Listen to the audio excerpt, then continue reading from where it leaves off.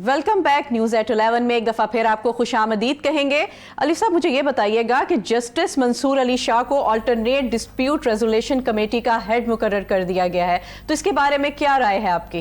अब क्या राय दें जी, जिसने चीफ जस्टिस ऑफ पाकिस्तान बनना था, जो सबसे सीनियर थे, जिसने confirm chief justice of Pakistan बनना था, आनन फानन एक सियासी सेटअप ने ऐसी एक जंप लगाया, 26वीं आईनी तरमीम पेश की, एक दिन में उसी दिन वो उसकी मंजूरी कर दी गई, अगले दिन वो गज़ट ऑफ पाकिस्तान में चली गई, अगले दिन आप उसी के तहत पार्लिमानी कमेटी बनी और उन्होंने जिसका हक था उससे हक लेके तीसरी जगह पे बैठे एक चीफ जस्टिस साहब को चीफ जस्टिस ऑफ पाकिस्तान बना दिया। अब ये इनको बना रहे हैं अल्टरनेट डिस्प्यूट कमेटी का चेयरमैन। चलें ठीक है, कहीं ना कहीं इनको एडजस्ट किया, लेकिन हकदार का हक मिलना चाहिए। देखें, कोई भी आप मेरिट है, कोई भी चीज़ें हैं पाकिस्तान के अंदर, सबसे बड़ा मसला ही यही है कि सियासी पसंदीदगी नापसंदीदगी की बुनियाद के ऊपर आपने एक बहुत बड़ा कैरियर है उसको बर्बाद कर दिया आपने। देखें, बहुत मुश्किल से चीफ जस्टिस साहिबान आते हैं, यानी जस्टिस साहब इतनी देर से एक लाइन में लगे होते हैं, फिर वो सीनियरिटी के ऊपर आए, आपने एकदम उनका ओहदा उनसे छीन के किसी को दे के अब आप उनको अल्टरनेट कमेटी का चेयरमैन बना रहे हैं। देखें, इस तरह की नाइंसाफियाँ जो है ना वो नहीं होनी चाहिए। जब कौमों में इस तरह की चीज़ें होती हैं तो फिर इसके कॉन्सिक्वेंसेस होते हैं, फिर इसके मसाइल पैदा होती हैं। हम तो यही कहते हैं कि पूरे मुल्क के अंदर मेरिट का एक निज़ाम कायम रहना चाहिए, जो अरसा दराज से एक 1973 का कानून चला आ रहा है, जो रूल्स रेगुलेशन चले आ रहे हैं, उनको आप खामखा में वायलेट ना करें। जो हाकम वक्त आता है अपनी ज़रूरत के मुताबिक 1973 के मुतफ़िका कानून के जो है उसके अंदर, आइन के अंदर एक तब्दीली पैदा करता है, वो ऐसी तब्दीली पैदा करता है, एक बहुत बड़ा डंट पैदा कर देता है, और वो तो जो वक्त के तहत एक वक्त पूरा करके अपनी एक मखसूस जो उसका एजेंडा होता है वो हुक्मरान वो एजेंडा अपना पूरा करके निकल जाते हैं, लेकिन कौम के लिए एक बहुत बड़ा मसला पैदा कर जाते हैं, मुल्क के लिए एक बहुत बड़ा मसाइल पैदा कर जाते हैं कि जो एक डगर पे सही चल रहे हैं हम लोग उसको वो डी ट्रैक कर जाते हैं, अपना मकसद लिया और आगे चले गए। तो ये भी इसी तरह का ही मामला अभी पिछले 15 दिनों के अंदर आप देख रहे हैं, जो भी सूरत हाल पैदा हुए है। बहरहाल हक तो जस्टिस मंसूर अली शाह साहब का चीफ जस्टिस ऑफ पाकिस्तान बनना था। अच्छा फजल साहब, मुझे ये बताइएगा कि आप क्या समझते हैं, क्या इत्तफाक राय से तकर्रियाँ होंगी? आप बात कर रहे हैं उनकी जुडिशल कमीशन की? जी जी हाँ, मुझे इसके ऊपर मैं वो पूरी बात अपनी कर चुका हूँ, उसके ऊपर मैंने अपना तज़िया दे दिया था कि मुझे लग रहा है कि हुकूमत की तरफ से जिस तरह से मामलात को बिगाड़ने की तरफ ये ले जा रहे थे, बल्कि तो आइनी तरमीम 26वीं आइनी तरमीम ये सारे का सारा बिगाड़ की तरफ ले जाने वाला मामला था, और ये सोचा समझा था। अलवी साहब की तरफ से बड़ा ज़बरदस्त इसके ऊपर तज़िया किया गया है कि इससे अदारे कितने मजबूत हुए हैं। सारे अदारे जैसे मुकन्ना है, अदलिया है, और कौन कौन से हैं जी अलवी साहब? जैसे इंतज़ामिया है जी। अच्छा, ये 3 सतून गिने जाते हैं किसी रियासत के। तो आइनी तरमीम के बाद क्या इनमें बहुत ज़्यादा रबत ज़बत बढ़ गया है या कमज़ोर हुआ है? और इसके साथ साथ क्या सारे के सारे अदारे कमज़ोर हुए हैं या ताकतवर हुए? और इनफरादी तौर पर, अपने तौर पर क्या हर अदारा कमज़ोर हुआ या ताकतवर? सुप्रीम कोर्ट को, अदलिया को नाकाम करने की, कमज़ोर करने की पूरी कोशिश की गई है, इसमें हुकूमत के साथ तक कामयाब हुई है, और उसमें काजी फ़ाइज़ ईसा साहब ने अपना पूरा किरदार अदा किया है। तो ये तो शुक्र करना चाहिए कि याह्या अफरीदी साहब आ गए। अगर मंसूर अली शाह साहब आ जाते, वो भी अदलिया को इसी तरीके से लेके आगे चलते, तो बाकी अलवी साहब ने कहा कि उनको आपने अल्टरनेट डिस्प्यूट रेजोल्यूशन कमेटी का हेड बना दिया है। मंसूर अली शाह साहब पहले भी इस कमेटी के हेड थे, लेकिन काजी फैसल साहब की तरफ से जब इनकी तरफ से ऐसे फैसले आने लगे जो काजी फैसल साहब को अच्छे नहीं लग रहे थे, तो फिर उन्होंने मुनीब अख्तर और इनके स्टाफ को भी वापस लिया और इनसे कमेटी की चेयरमैनशिप सरबराही भी छीन ली। तो याह्या अफरीदी साहब को चीफ जस्टिस पाकिस्तान बना दिया गया। अगर वो ना बनते, जैसा कि इनका कहा जाता है कि मुबैना तौर पर मनसूबा था कि याह्या अफरीदी को बना देंगे, वो कहेंगे कि नहीं मैं नहीं, इसका हक बनता है मंसूर अली शाह का, तो फिर वो भी नहीं रहेंगे, वो भी तो हमने बनाए नहीं है, तो अमीनुद्दीन साहब की बारी आ जाएगी, जिनका अब भी ये कहते हैं कि हमने उनको आइनी बेंच का सरबराह बनाना है। तो बहरहाल अल्टरनेट कमेटी के वो सरबराह बन गए हैं। इसकी बहुत ज़्यादा अहमियत है, गो कि वो चीफ जस्टिस नहीं बन सके मंसूर अली शाह साहब, लेकिन ये मनसब उनके लिए ही मुनासिब था। تو ہم نے یہ دیکھا کہ ریکوڈیک کا معاملہ ہمارے سامنے آیا، عدلیہ کے سامنے گیا، لیکن عدلیہ کے سامنے پہلے تھا، وہاں پہ کوئی درست فیصلے نہیں ہو سکے، تو وہ ریکوڈیک والے وہ جو پارٹیاں تھیں معاملہ لے گئے عالمی عدالت میں، وہاں پہ پاکستان کو $6 ارب 6 بلین ڈالر، بہت بڑی رقم ہے یہ۔ آج ہمارے ریزرو جو ہیں وہ 11 ارب ہیں، آپ اندازہ کر لیں کہ 6 ارب روپے ہمیں جرمانہ ہو گیا۔ تو اس لیے یہ کمیٹی بنائی گئی تھی، اس کے لیے کہ اسی لیول کی کمیٹی ہو جس طرح سے عالمی عدالت کے فیصلے ہوتے ہیں، تو یہ تصفیہ کرنے والی کمیٹی ایسے معاملات سب سے پہلے اس کے سامنے آئیں، اور وہ پارٹیاں جن کو $6 ارب ملنا تھا، ایسی پارٹیاں ان کا بھی ان کے اوپر اعتبار ہونا ضروری ہے۔ تو قاضی تو ان کو منصور علی شاہ صاحب کو اس لیے بنایا گیا تھا کہ ان کے اوپر بہت زیادہ لوگوں کا اعتماد ہے، آج پھر ان کو بحال کر دیا گیا ہے۔ قاضی فیصل صاحب ان کو ایک سائڈ پہ کر گئے تھے، تو ایک تو منصور علی شاہ صاحب کی بحالی ہو گئی ہے، تو جو بھی پاکستان میں ڈسپیوٹ ہوگا ایسا جس میں بیرونی ممالک کی کمپنیاں ہیں، ان کو کوئی مسئلہ ہوگا، عالمی عدالت جانے کی بجائے یہاں پہ آ جائیں گے، تو اس کے دوسرے ممبران بنائے گئے ہیں، ایک تو جسٹس شاہد وحید صاحب ہیں اور ان کے ساتھ ہیں عائشہ ملک صاحبہ۔ تو اس سے آپ یہ بھی اندازہ کر سکتے ہیں کہ جس طرح سے عدلیہ کو آپس میں لڑانے کی ان کی طرف سے کوشش کی جا رہی تھی، اور قاضی فیصل صاحب اس کے مدار المہام تھے، تو یحییٰ فریدی صاحب کی طرف سے ان لوگوں کو جو پہلے عدلیہ کو متنازع کر رہے تھے، ان کے اپنے ساتھی، ان کو بھی انہوں نے پیچھے رکھا، اور جو لوگ میرٹ پر آ رہے ہیں تو یحییٰ فریدی صاحب ان کو آگے لا رہے ہیں۔ آپ کا پوائنٹ آ گیا، یہاں پر آسمہ کیا کہیں گی آپ، کیا موقف ہے آپ کا؟ بالکل، میں دونوں میرے ساتھیوں کو بالکل ایگری کرتی ہوں، میں نے بہت کمپریہنسولی آپ کو بتایا۔ میں صرف اس میں ایک چیز ایڈ کرنا چاہوں گی کہ اس وقت ڈیزگنیشن سے زیادہ آپ کے پاس اتھارٹی سے زیادہ responsibility three wise men of judiciary پہ یہ ہے کہ یہ جوڈیشری کو سیو کر سکے، اتنا ڈیمیج ہو چکا ہے اس کو میٹیگیٹ کر سکے۔ یہ ان تینوں میں پوٹینشیل ہے۔ یہ اس وقت جو ہمارے پاس جس کرائسس سے ہم جس کیوس سے جوڈیشل کیوس سے ہم گزر سکتے ہیں نا، ان تینوں میں جو ہمارے ٹاپ 3 چیف جسٹس کے لیے نامینیٹ ہوئے تھے، ان تینوں میں یہ پوٹینشیل ہے کہ وہ جوڈیشری کو اس کرائسس سے بہت اچھے طریقے سے سیف گارڈ کر کے نکال لیں۔ اس وقت کوئی بھی ڈیزگنیشن، کوئی بھی اتھارٹی، کوئی بھی پوزیشن میٹر نہیں کرتی، اس وقت صرف جوڈیشری کا سیف گارڈ میٹر کرتا ہے۔ وہ ان کے لیے نہیں ہے، وہ بیسکلی پاکستان کی کانسٹیٹیوشن، پاکستان کی عوام کے لیے ہے۔ تو ارسپیکٹو، سر نے بالکل صحیح کہا، یہ بہت کریٹیکل ہے، اس کے لیے آئیڈیل ہے جسٹس صاحب۔ اسی طرح سر نے جیسے کہا کہ ان کو he deserve, he was like merit کے مطابق چیف جسٹس بننا چاہیے تھا، مگر اس وقت یہ کچھ میٹر نہیں کرتا۔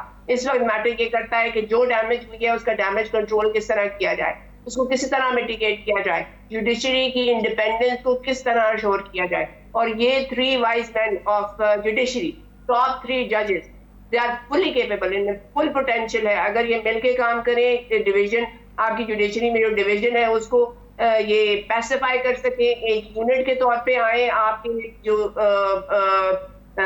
لوور کورٹس ہیں، آپ کے ہائی کورٹس ہیں، ان کو ساتھ لے کے چلیں تو تھنگس کین گو گڈ۔ ابھی بھی کیا کہتے ہیں، نا امیدی نہیں ہے، امید اب بھی باقی ہے۔ تو لیٹس ہوپ، ڈیزگنیشن میٹر نہیں کرتی اس وقت، اس لیے جوڈیشری کو اس کرائسس سے نکالنا میٹر کرتا ہے، اور اس کے لیے تینوں آئیڈیل ہیں۔ اچھا علی صاحب، مجھے یہ بتائیے گا کہ مہنگائی کے حوالے سے بات کریں گے کہ مہنگائی 44 ماہ کی کم ترین سطح پر آ گئی ہے، اور ایف بی آر محاصل میں 25.5% اضافہ ہوا ہے، اس کے بارے میں کیا کہیں گے آپ؟ دیکھیں، مہنگائی جو ہے وہ تقریباً یہ 2 سال کی آپ بات کر رہے ہیں، 2 سال کے اندر جو ہے وہ اپنے کم سطح پر آ گئی ہے۔ اب دیکھنا یہ ہے کہ 2 سال پہلے کیا تھا، کیا ہوا، اس کا بیک گراؤنڈ کیا ہے، یہ کہاں سے کم ہوئی ہے۔ دیکھیں، جب پی ڈی ایم کی حکومت بنی ہے، پی ٹی آئی کی حکومت ختم کر کے جب یہ لوگ آئے ہیں، تو تب آپ دیکھیں کہ لیول کیا تھے۔ سیاسی وابستگی سے قطع نظر آپ ایک اوپن بات دیکھیں کہ جب عمران خان کی حکومت ختم ہوئی ہے، اس وقت جو پیٹرول تھا وہ بھی 150 کے قریب تھا، ڈالر بھی تقریباً اتنا تھا، 150 کی رینج میں ہی چل رہا تھا، اور اشیاء کی جو قیمتیں تھیں وہ اب کی نسبت کافی کم تھیں۔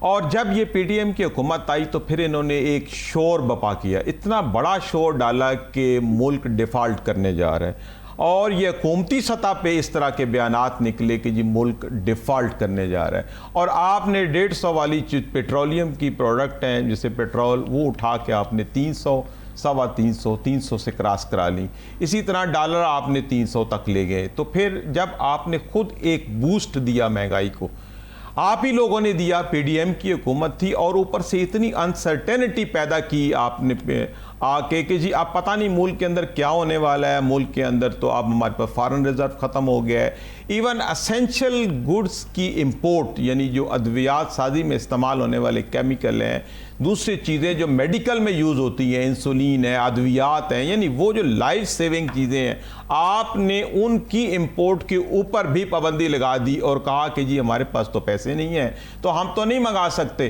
تو ایسے ایک بے یقینی کی صورتحال آپ لوگوں نے پیدا کر دی کہ ملک کے اندر ایسے لگتا تھا کہ جیسے سو کے اٹھیں گے تو شاید کچھ بھی نہیں ہونا، اور یہ دریا اثنا پہ جو ہمارے باہر لوگ بیٹھے ہوئے ہیں، پاکستانی جو باہر مقیم ہیں، وہ وہاں سے ڈالر بھیجتے ہیں، اس سے بھی ہمارا نظام چلتا ہے، انہوں نے پاکستان کے اندر پیسے بھیجنے بند کر دیے کہ پتہ نہیں اب ملک ہے کہ نہیں ہے۔ جب آپ نے اتنا بڑا کیوس پیدا کر دیا اور اتنی زیادہ مہنگائی پیدا کر دی کہ دیکھیں ہمارے ہاں ساری اکانومی جو ہے وہ زیادہ تر امپورٹ یا را میٹیریل امپورٹ یا ڈائریکٹ امپورٹ کے اوپر ہی منحصر ہے، اور جب ڈالر ہی ڈبل ہو گیا تو اور پیٹرول ہی ڈبل ہو گیا، فیول آپ نے ڈبل کر دیا، پھر آپ نے الیکٹریسٹی ڈبل کر دی، اور اسی طرح آپ نے گیس ڈبل کر دی، تو خواہ ایک مہنگائی کا طوفان پیدا ہو گیا۔ اس لیول تک مہنگائی کا طوفان پیدا ہوا کہ لوگوں کا یہاں جینا محال ہو گیا، اور پھر یہ ایک نیریٹو ڈیولپ ہو گیا کہ پتہ نہیں پاکستان جو ہے وہ ڈوبنے جا رہا ہے۔ تو پھر اس میں سے آہستہ آہستہ نکل کے پھر آہستہ آہستہ پھر آپ دوبارہ پھر آ گئی نون لیگ اور پیپلز پارٹی کی دوبارہ حکومت آ گئی، پھر اس کے ساتھ ساتھ پھر کچھ عسکری اداروں نے بھی وہاں سے بہت زیادہ ہماری مدد کی، اور یہ حالات جو ہیں وہ دوبارہ سنبھلنے کی طرف آئے۔ اور یہ جو حالات تھے جب پی ڈی ایم کی حکومت آئی تھی اور اب تک جو ہے اب تک بڑی مشکل سے وہاں سے ایک دفعہ پیک پہ گئے، اور پیک پہ جا کے پھر آہستہ گریجولی جو ہے یہ واپس آ۔ اس میں ایس آئی ایف سی کا بہت بڑا کردار ہے، اور عسکری شخصیات کا بہت بڑا کردار ہے، اور ان کا واقعی اس کے اندر ہاتھ ہے کہ ہمارے ملک کی اکانومی کو جو ہے وہ سنبھالا دیا ہے انہوں نے، اور یہ اس میں سب کا کردار ہے، لیکن ان کا لیڈنگ کردار ہے۔ آج ہم مہنگائی اگر اب آپ کہیں نا کہ پچھلے 2 سال میں اب ہم نیچے لیول پہ آ گئے، تو یہ بھی دیکھیں کہ 2 سال پہلے ہم کہاں کھڑے تھے، اب وہ 2 سال پہلے جو حالات تھے اس سے ابھی بھی مہنگائی ہے۔ اب موجودہ یہ جو اشاریے دیے جا رہے ہیں، یہ جو اس کے فیکٹس دیے جا رہے ہیں، بیسیکلی اس کا ایک تقابلی جائزہ میں نے آپ کے سامنے پیش کیا ہے۔ اگر اس حساب سے دیکھا جائے تو ابھی بھی مہنگائی جو ہے وہ جب کی گئی مہنگائی یا ہو گئی جس طریقے سے بھی 2 سال پہلے، اس لیول پہ ابھی بھی واپس نہیں آئی ہے۔ ابھی مہنگائی اب وہ تو تب آپ کہہ سکتے ہیں کہ چیزیں سستی ہو گئی ہیں، حالات بہتر ہو گئے ہیں، کہ پہلے اس سے جو حالات بدتر ہوتے، پہلے حالات اچھے تھے، بعد میں پھر ایسی مینیپولیشن ہوئی، ایسے معاملات ہوئے جو بھی اس کے اندر چیزیں تھیں، لیکن آخر میں مہنگائی بہت زیادہ بڑھ گئی۔ تو اب اگر اس لیول پہ دوبارہ واپس چلی جائے، کم از کم پری پی ڈی ایم جو ایرا تھا، تو اس وقت بھی چلی جائے، پھر بھی ہم کہیں گے کہ چلو کم از کم ہم نارمل اپنے جو پرائسز تھی، جو وہاں مہنگائی کا معاملہ تھا، وہاں تک ہم پہنچ گئے ہیں۔ فضل صاحب آپ کا کیا موقف ہے اس کے بارے میں؟ اور جیسے سننے میں یہ بھی آ رہا ہے کہ پیٹرول کی قیمت میں 5 روپے اور ڈیزل کی قیمت میں بھی کمی متوقع ہے، تو کیا کہیں گے آپ؟ جی بالکل، آپ نے نیا سوال کر دیا۔ مہنگائی کے حوالے سے علوی صاحب بات کر رہے تھے، تو اس پر بھی میں بات کرتا ہوں کہ پیٹرول کی قیمتیں جیسا آپ نے کہا کہ کم ہو رہی ہیں، تو تھوڑا میں پیچھے لے جاتا ہوں، مہنگائی پر ہی بات کروں گا۔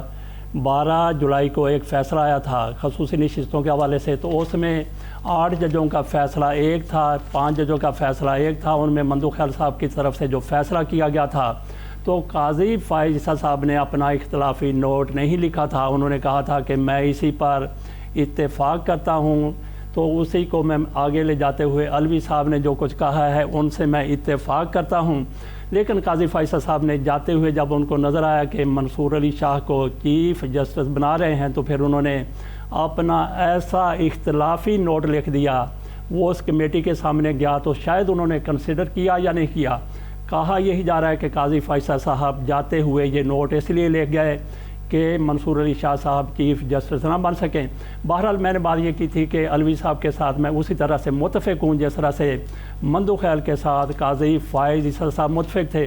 تو باقی اس حکومت کی طرف سے مہنگائی کو جس طرح سے ساتویں آسمان تک پہنچا دیا گیا، تو عمران خان کے دور میں جس طرح پیٹرول تھا، جس طرح ڈیزل، جس طرح پیٹرول تھا، جس طرح ڈالر تھا، سب سے پہلے تو وہاں پہ لے کے آئیں، اس کے بعد اس سے نیچے لے جائیں گے تو یہ سمجھا جائے گا کہ ریلیف ہے. تو بس باقی اس حکومت کی طرف سے اوپر مہنگائی کو لے جا کے کم کر کے کہا جا رہا ہے کہ ہم نے مہنگائی اتنی کم کر دی ہے، لیکن اس کے باوجود بھی ان کی طرف سے غلط اعداد و شمار دیے جاتے ہیں. آج سے 2 سال پہلے روٹی کتنے کی تھی، آج کتنے کی ہے، نان کتنے کا تھا، آج کتنے کا ہے. تو کل ہی ہم نے دیکھا کہ 50 روپے اضافہ کیا گیا ہے گھی کی قیمت میں.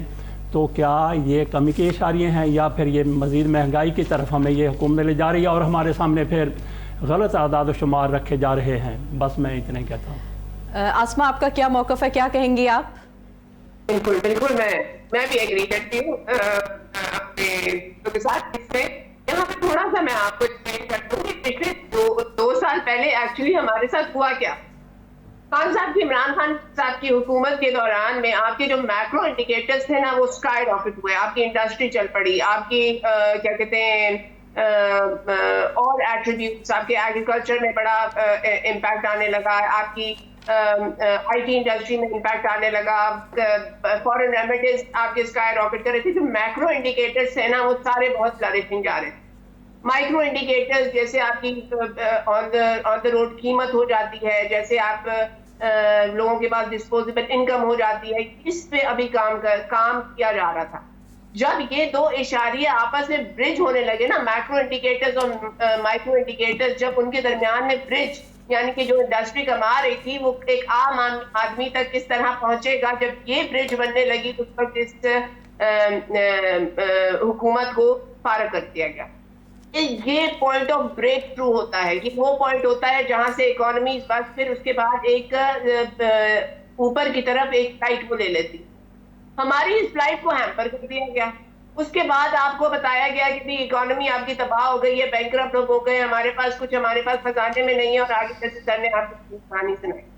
لیکن ہمارے ساتھ کیا ہمارے ساتھ یہ کیا گیا کہ جو مومنٹ آف بریک تھرو تھا نا، اس سے ہمیں ڈپرائیو کر دیا گیا. اور آج بھی ہم اس کے انتظار میں بیٹھے ہوئے، بلکہ اب تو اس سے ہم کوسوں دور ہیں. اب تو ہماری مڈل کلاس جو ہے وہ کیا کہتے ہیں مہنگائی کے پہاڑ کے نیچے چکتا چور ہو گئی، کمریں ٹوٹ گئی ہیں بیچاروں. they can hardly make the end meet. بلکہ مڈل کلاس کی کیا بات کریں، غریب کی کیا بات کریں، میں آپ ہم سب سارے کیا ہم بہت ہی زیادہ فائنینشلی سیٹسفائیڈ ہیں؟ ہم نے ہماری زندگیاں کیا جو پہلے تھیں 2 سال پہلے تھی وہ اب ہیں؟ کیا ہم فائنینشلی کمپرومائز نہیں ہیں؟ اس نے تو پوری اکانومی کو، پاکستان کے ہر بندے کو اپنی لپیٹ میں لے لیا. جی تو آسما، آپ کا پوائنٹ ہمارے پاس آ گیا. یہاں پہ پروگرام اختتام کی جانب ہے. سعید علوی صاحب، فضل حسین عوان صاحب اور آسما ودود، آپ کا بہت شکریہ کہ آپ پروگرام کا حصہ بنے ہیں. اب ملیں گے نئے ہاٹ ایشوز کے ساتھ. یہاں پہ رکھیے گا اپنا ڈھیر سارا خیال. اللہ نگہبان.